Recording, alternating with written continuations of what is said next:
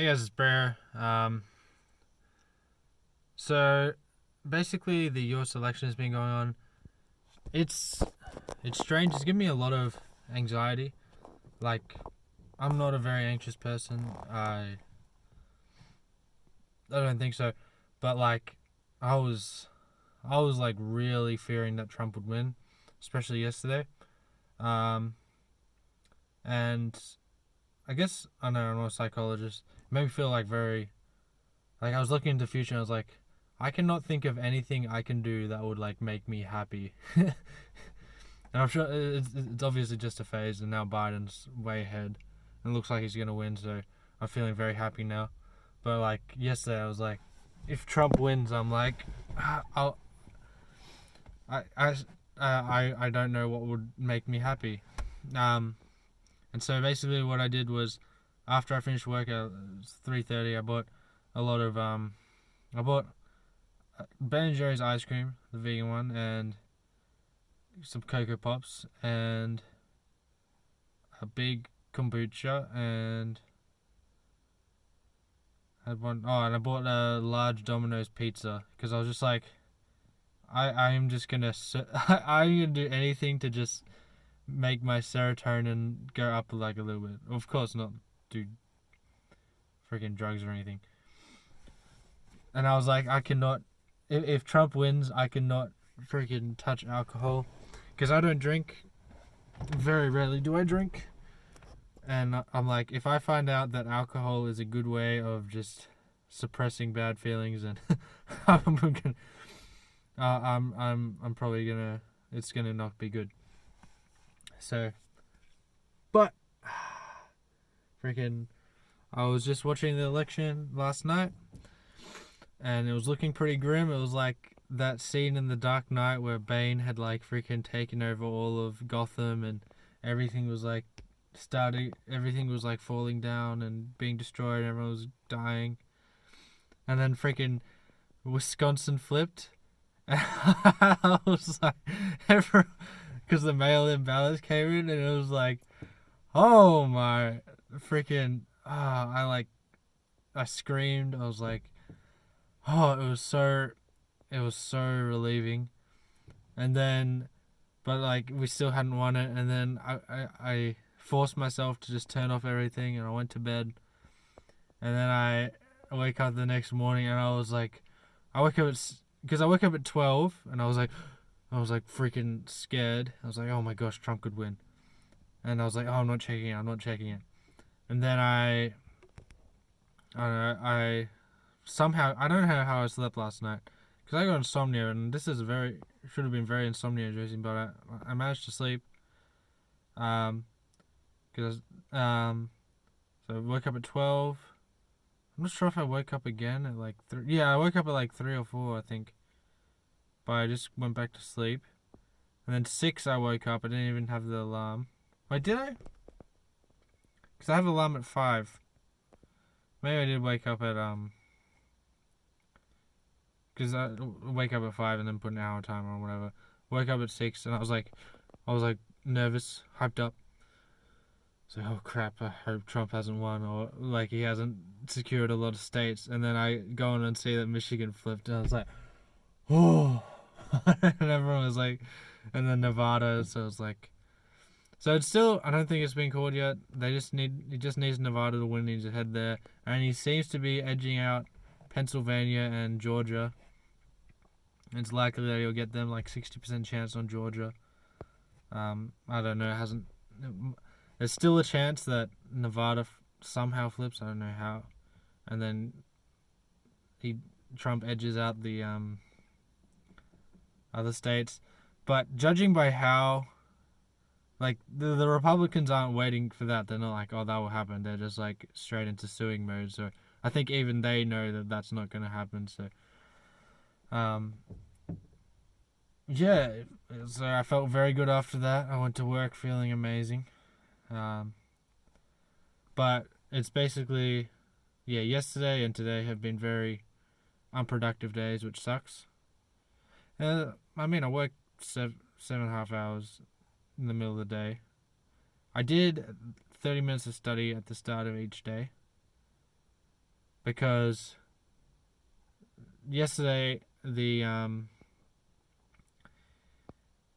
election hadn't even started yet, so I wasn't nervous. I guess I might have been a little nervous, but I thought Biden was gonna get it. And then I saw Michigan flipped, so I was like very relieved. So I didn't have the anxiety. I could study, and I'm just doing storyboards at the moment. I think that's my best way of writing. I've gone further. So basically, what happened? It's a long story, but I really want to make a project, and it's been annoying me that I couldn't. And so I was trying to think up how can I create a project that is, maybe I explained this in another video, I'm not sure. A project that is not time consuming. Sorry. That is like a 7-minute short. Jim Cummings short that he did where he's like at his mother's funeral was like the perfect short. My goodness.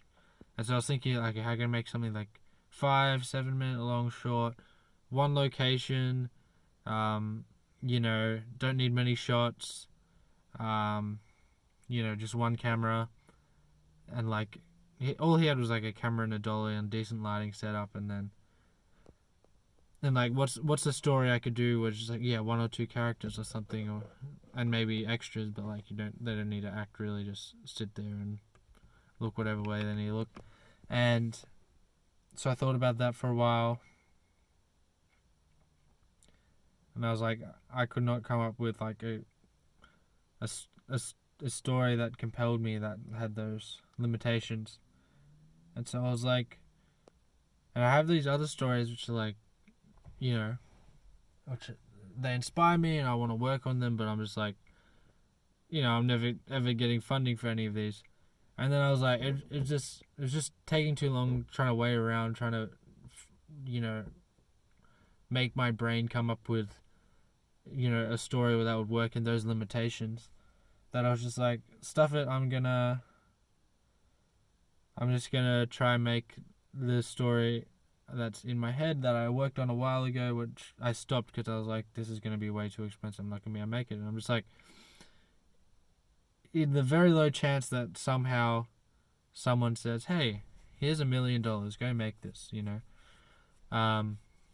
that why don't I just get it to the point where if that happened, that I could just make it like, a week later, everything that could be prepared would be prepared, So that's what I've been doing, and it's been really fun, really successful. And the best way that I've been working, so what the story is, I'll probably explained it.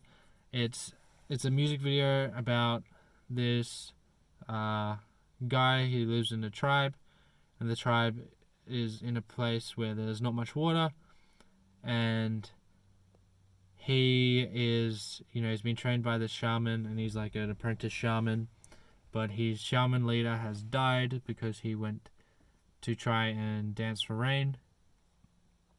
And so the apprentice shaman goes out and tries to dance for rain. And so it's basically, I came up with the idea listening. I was just on Spotify on like Discover Weekly, and this song came up, and I just sort of thought of this idea of this guy, having a battle with the clouds, trying to make them rain, and trying to like, fight for life. While he's in like an excruciating pain because he's been dancing for like 72 hours straight. Like that energy that like overcomes you when like you're gonna die, and like how precious like the strength of life is like so much, and the fear of death is like so much that you like it's a power higher than the excruciating pain you're in. It's sort of like the idea of like how God died on the cross and rose again. Like there's an interpretation, and you might think this is dumb, but I like the interpretation where the symbolism, like he was pierced in 5 areas, and that's like he was like those represent the five senses. Like he went through the pain, the excruciating pain of the five senses, and he was able to, and like he died but was like reborn. It's sort of that sort of idea. Like there's a spirit higher than the one that feels pain, and it pushes above. So that's sort of the sort of spirit, not a spirit like emotion I'm trying to evoke of that, like overcoming. Is it death? I'm not sure it's death. It's like overcoming, death and suffering, with by embracing it fully and then coming out because the power of life within you is stronger or whatever. So that's all the idea, and so I've been storyboarding it, and writing it down. Well, in this case, storyboarding it has been so good because it's just like you think you wouldn't think that. Okay, so you got these ideas in your head, and you're like, okay, this idea leads to this, and this is how the story goes. And then you write the story down, and in your head it seemed like it was all, made sense. But once you write it down, like, oh, wait, this doesn't connect. This won't work with the music here. And then you fix it, and then through the process of fixing it, you find cooler stuff to add to it, and that's really weird how writing does that, and so it expands and becomes a better thing as a result of putting it down onto paper, because you see it laid out and you're like, hey, that would be better there and that would be better there, and you switch that around. And so I got in a lot of better ideas, and there was idea like, okay, the first half would be, it would show him lying on the ground about to die, no clouds in sight, and then he looks towards his village, even though his village would be far away because he's on top of like this mountain. He looks towards the village and he remembers back to like the beautiful life. So he remembers being like held by his mum, and she like signifies the cosmic mother, and then meeting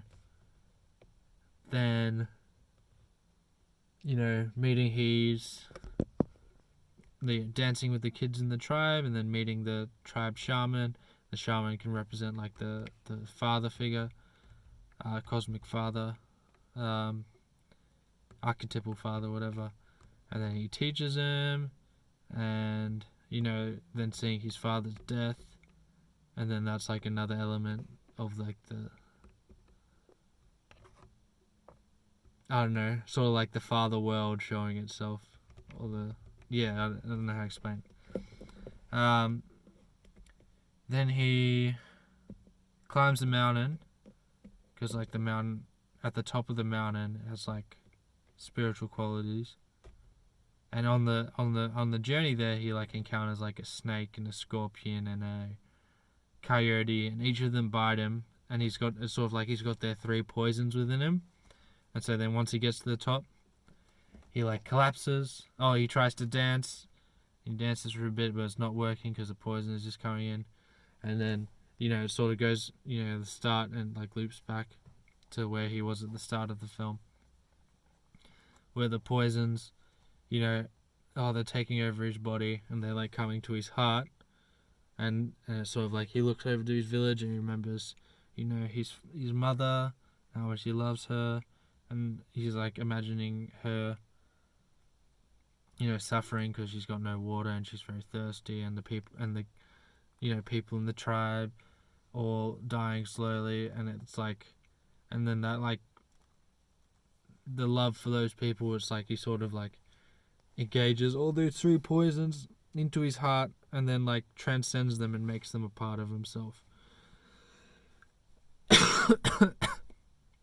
And then he sees a small cloud fly over him, and then he gets up like way stronger than before and like starts dancing, because he's got like the half of the benevolent mother, benevolent father, and then he would be the cosmic son or whatever. And then on the other side, he would have the other half of like the it's a consuming mother, the one that takes away of the cosmic mother, and like the strict the the two sides, the evil and the good side of the mother and the father and the son.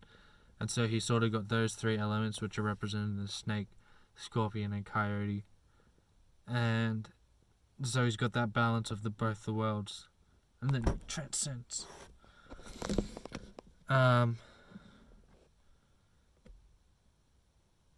Yeah, and so it sounds very ridiculous when I explain it like that, but this is pretty much a combination of all the work I've been doing on learning symbolism, and it's a big subject to study, and so I got the outer perimeters of it, and so when I explain it, you hear the outer perimeters of how it works, but I can't, explain how it reaches down into like the cause of biology or whatever. But I don't know. I like the idea of the story, so I'm going to make it. And I'm just making a simple goal for myself at the moment of 6. I'm going to increase it soon. 6 storyboards a day. From there, I might ask someone else to draw the storyboards, because I don't draw. I might learn to draw, but for now I'll get someone else to draw them. Then I'll work on just making a simple script. Not a script that someone will read, but just a script that will say, now this happens here, then this happens, then this happens, then here, just, Then might get a script writer and try myself to add a bit of entertainment to the script. And then might, with the new storyboard, play the music over the storyboard and see how that would work. And then potentially pitch it to people and see what happens. But that's far down the road. Even if that doesn't happen, it'll be one. If I can sort of finish it with the script writing and storyboard like really thoroughly, that would just be one very good story I have with me. Then I can make 10 more, and then pitching comes a lot easier when you get 10 stories instead of just one. So that is the plan. I'll do it one day at a time. Hopefully I'll get out of this slump. And the slump's expected. I was very anxious during the election. And it should be all good. Biden seems to be winning, so I should be back on track soon. COVID restrictions are lifting very heavily because we've had like 6 days or 4 days, I'm not sure, of 0 cases. So might celebrate and somehow with that.